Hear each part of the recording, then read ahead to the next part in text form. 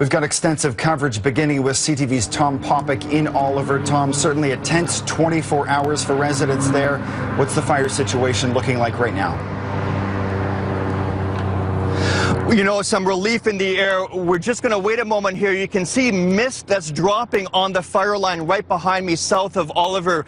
Water bombers are actually attacking this wall of fire, this blaze. We're going to see another one coming up right now, and this is the kind of relief that residents here have been praying for. You can see, again, the water dropping, how close the flames are here to some homes that are being rescued.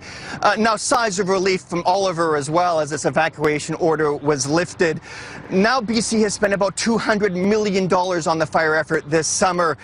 It's been an exhausting effort. People on the fire lines exhausted. Pilots here again in the air exhausted, dropping more water. But there are still residents here in Oliver, despite all the flames, who are refusing to leave their homes. Fort Scrub just a stone's throw away. It's like coming out of the apocalypse. Karen Amos is stunned her home survived this night. I just thought, it's gone, but it's nothing I can do about it. It's just sticks and mortar. Just watch it burn. That's all you can do. Just 12 hours earlier, an inferno racing down Wilson's Mountain. Winds whipping up flames. Too dangerous for water bombers. Ground crews exhausted. Karen's husband and son, garden hoses in hand. We're not going anywhere. It's just one family's fire line. They stuck around all night. They never left the house, thank God. Today, the town choking back emotion, how close this came. This could have been a huge, huge disaster, and I think there's going to be something to celebrate at the end of the day. At least 2 homes were lost, but no injuries. Still 2 fires raging uncontained. Cooler weather and favorable winds now on the firefighters' side. The Testa Linden fire south of Oliver doubling in size, larger than 1,500 hectares, caused by lightning, vineyards threatened. But right on the edge of town, Wilson's Mountain fire is believed to be human-caused, 317 hectares still smoldering. Oliver, BC, 920 School Avenue, the mountain's back on fire again. In minutes, smoke can turn into a wall of flame. The Amos family scrambling again. The evacuation is now lifted here, but an alert remains in place. No one is out of these woods quite yet. So, Tom, this is disturbing. We're hearing that some of the evacuated homes may have been looted.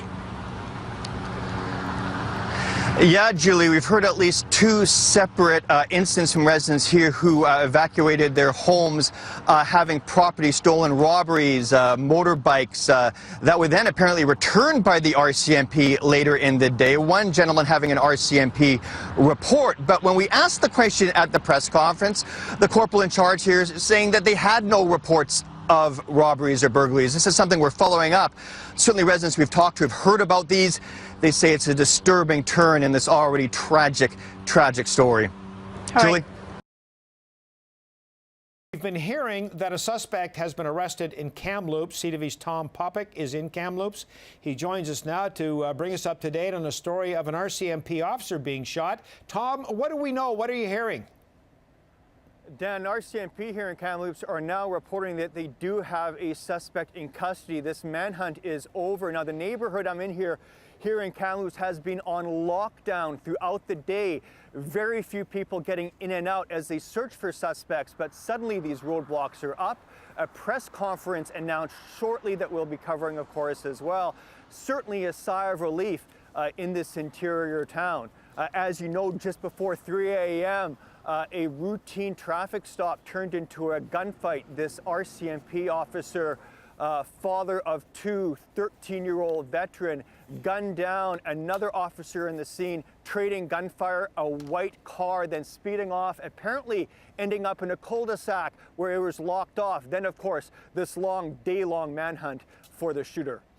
Tom, what do we know? Have police said anything about who they are looking for, who the suspect is? So far, no, not yet. We're still waiting for that information. Of course, earlier today, the public security minister in Ottawa suggested that this may have something to do with organized crime. Now, Kamloops is a known transit point in the interior drug trade, but it's one of the cities here in BC that doesn't have an organized crime unit. That's in nearby Kelowna and Prince George. So this kind of violence is shocking for the residents. This is not known to be a town that's heavily involved in gangs or guns or drugs. Do the Mounties appear to have their man, or are they still looking for other suspects? At this point, we don't know if they're searching for more suspects. Earlier today, there were reports of 2 arrests, a man or a woman. The RCMP, though, came out and said that that's totally unrelated to this case. They said that they're searching for another person. So it seems that that other person they're looking for is now in custody, and it certainly seems that this manhunt is over. And Tom, quickly, at last word, we heard stable condition in hospital. How's the officer doing? Do you know? Surrounded by his family who went through surgery this morning, stable but serious condition, apparently multiple gunshot wounds, but we hear that the officer was wearing body armor. Of course, that may have saved his life. And just talking to another former Mountie here who's been watching things like the Moncton tragedy and the Alberta tragedy, just a reminder of how dangerous it is for law enforcement officers out here that even a routine traffic stop can so easily turn into tragedy. CTV's Tom Popyk in Kamloops, BC. Thanks very much, Tom.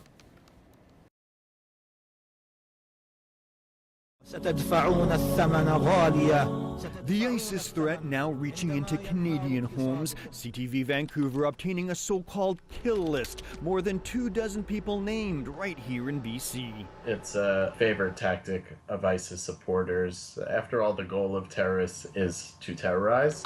The jihadist monitoring group Memory uncovering the list on secret chat rooms. Some 8,000 random individuals, even children, apparently victims of hacks unrelated to ISIS. RCMP saying it is assessing the information, but because of the sensitive nature of this matter, we will not be providing further comment. But the Mounties are knocking on doors, warning victims on the list to be vigilant. But one telling us officers aren't providing any direct support. The police and security authorities of Canada are taking this matter with the gravity that it demands. ISIS cyber terrorists releasing 9 kill lists in the last 4 months, defacing websites, sparking public security alerts over the past year. But despite the threats, no reports of any violence, no deaths linked to the lists. You could call it terrorist trolling. And ISIS, this is anonymous alliance, now facing counterattack.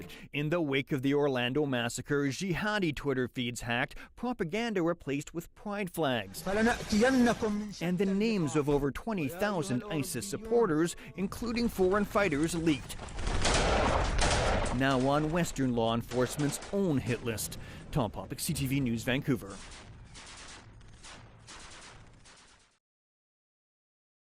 We begin in Gaza, where our Tom Popyk made it across the border early this morning, one of the few Canadian journalists in Gaza right now. Tom?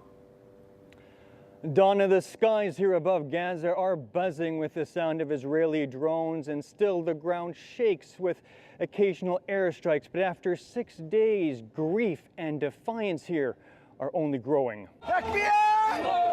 These are Gaza's youngest victims, mourned by thousands as martyrs. The funeral procession for 11 members of the Delu family stretched through the streets, relatives overcome with emotion, the crowd outside Gaza's mosque overcome with anger. This blood, the blood of children and civilians, is evidence of how brutal the Israeli occupation is, he says. This massacre won't succeed in breaking the will of the Palestinian people. The family was killed when their 2-story concrete home collapsed after an Israeli airstrike, the single deadliest attack of this new crisis. Israel claims it was targeting a militant, accusing Hamas of using human shields. For a second day, Israel targeted media buildings, the headquarters of a Hamas TV station. Later, Islamic Jihad, one of Gaza's most militant groups, announced a top military official was inside, killed in the strike. While Israel continues to hit clear military targets like this Palestinian Security Force compound, more and more Israeli attacks are hitting Gaza's densely packed neighborhoods. It's Hamas who began the missile attacks, and Israel is defending itself. Now, Israel has an air defense system, a superb system, but some missiles do get through, and Israelis get killed. Granted, more Palestinians have gotten killed in retaliation, but that's because Israel is a more advanced country militarily. A hunt for militants with increasing civilian casualties. Over half of all deaths are now innocent bystanders, and for days now, Gaza's hospitals have been overwhelmed by the wounded. Victims and their families dazed, wondering if this will ever end. Each Israeli death is also fueling anger and calls for vengeance. A whole generation now has grown up here in Gaza with 2 Israeli wars, attacks they say they won't forget. Donna? Tom Popyk in Gaza. Thank you, Tom. I was sitting in the desk behind me and dove to the ground as the explosion hit, just like that one right now. Israeli artillery firing here into Gaza when the explosion hit. These doors were closed, likely absorbing some of the blast. Otherwise, these kind of shards would have been flying through the room. Almost every day they carry this coffin through the streets of Benghazi for the hundreds of people who have been killed here. They say they'll continue doing this until Gaddafi is gone. You can hear the sound of anti-aircraft fire right there, just down the road, about 20 minutes, Bin Jawad, the focus of heavy fighting today. It's a ground battle there, but we still occasionally see Gaddafi jets here in the sky. Global National's Tom Popyk is in Cairo tonight, where outrage is building and the city is once again in lockdown. Tom? Donna, we hear shouts of rage continuing from Tahrir Square, echoing through the streets. More importantly, right now, the protest is breaking up. We're seeing small groups rolling down the street, taunting tanks. Also now, almost 1,000 protesters in front of the president's palace. The tension here could quickly turn dangerous. Assembled for celebration, now anger. Leave, leave, they shout. Tahrir Square, Freedom Square, thousands of people now outraged and on edge as their president refuses to back down.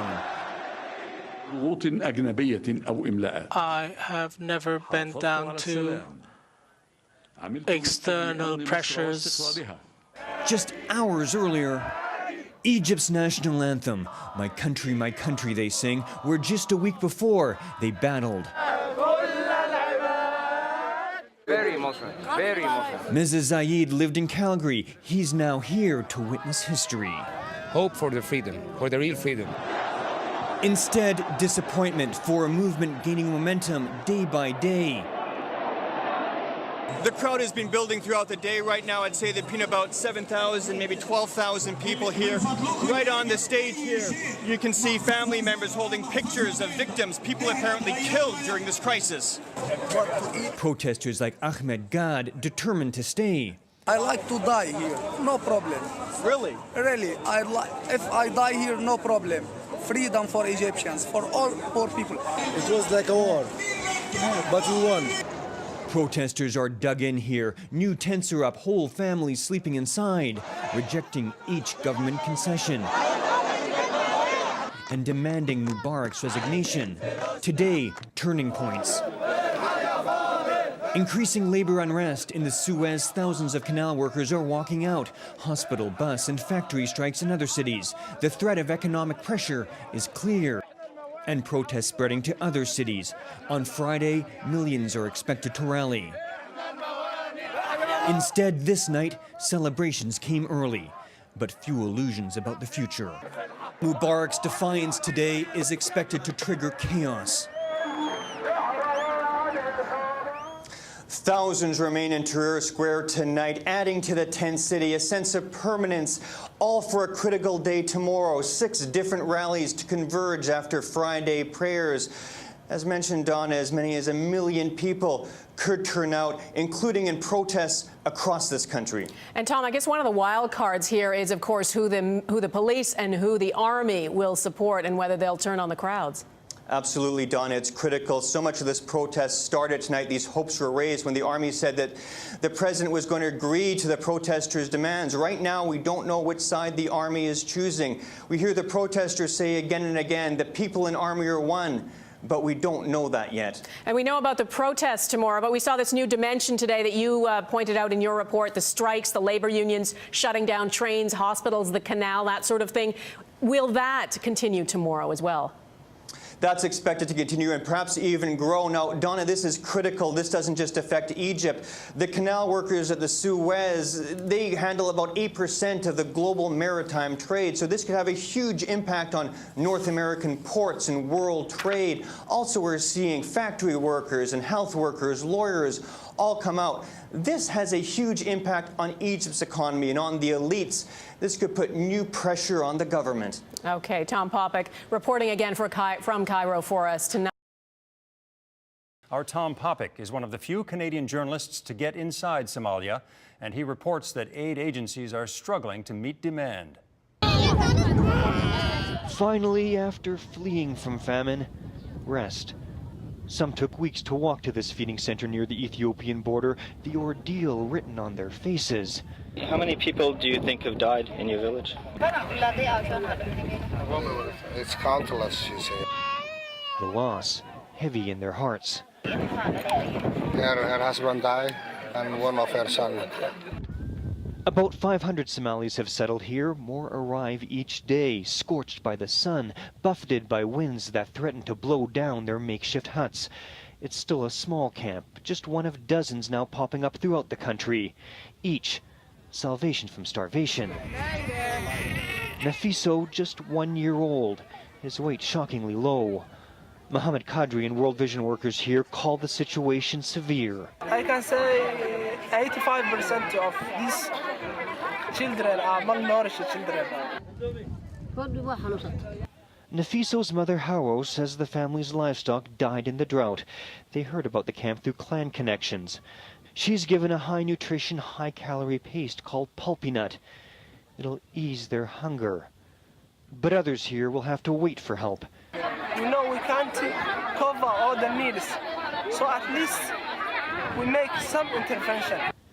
Some of these people are straggling in from the heart of the famine, almost 1,000 kilometers away, a sign that the jihadist controlled south is too violent to travel safely. A famine created by nature, but the victims' desperation now driven by war. Eric, the al-Qaeda-linked insurgents that still control much of Somalia's south still aren't letting in any aid to the hardest-hit parts of the famine zone, and now there are growing fears that a renewed military campaign, a Ramadan offensive, could affect tens, if not hundreds of thousands of people. Eric? Crowded into a classroom, war's youngest refugees. For teacher Shuri Hazai, a bit of chaos here is better than what they left behind. They are here because of bombs, of killing, of feeling not safe. Yezin fled to Lebanon with his mother. Only some of my family is here, he says. His memory of Syria. Bombing, he says. All day there was bombing.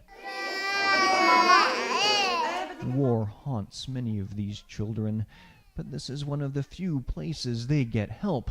These are families that, if we're not here, if we're not doing this, their situation is really, really difficult. Canada's World Vision is setting up these child-friendly spaces for refugees. Some get counseling. Older kids get an education that would have been forgotten. They could be here in this area for, who knows, months, years even. So if there isn't some kind of educational opportunity for them, it really means they can lose ground. The UN doesn't cover this. It all comes from aid groups. Sisters Bara and Hiba fled with only their clothes, their home gone. She doesn't know. It was destroyed. She said. Hiba now says she loves this class because it's the only place they have toys, their only chance to play. Everybody misses their home and their country, This teacher says there's a lesson here for all of us. They need help. Our humanity tell us that we should help them. With each smile, a bit of peace for children that have seen so much. Tom Popyk, Global News, Bekaa Valley, Lebanon.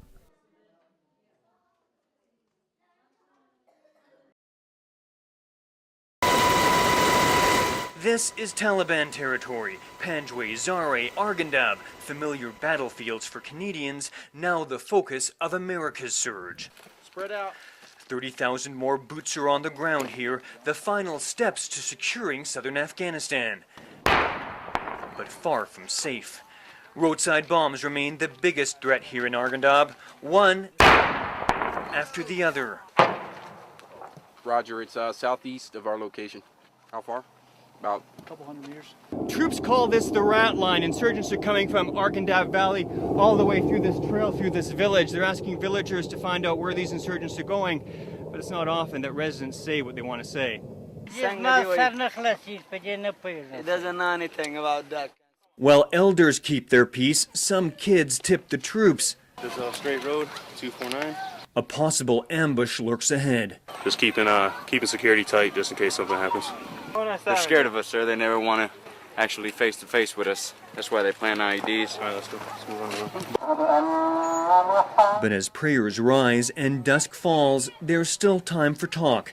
One more stop. Okay. Have people done that before? Have people knocked on your door at night? If they head into any problem, they will call you. It's a promise in the dark, another grasp at trust. They know more than they're letting on right now, I think. But soldiers still call it a step towards peace, even if the path ahead remains unclear. Tom Popyk, Global News, near Arghandab, Afghanistan.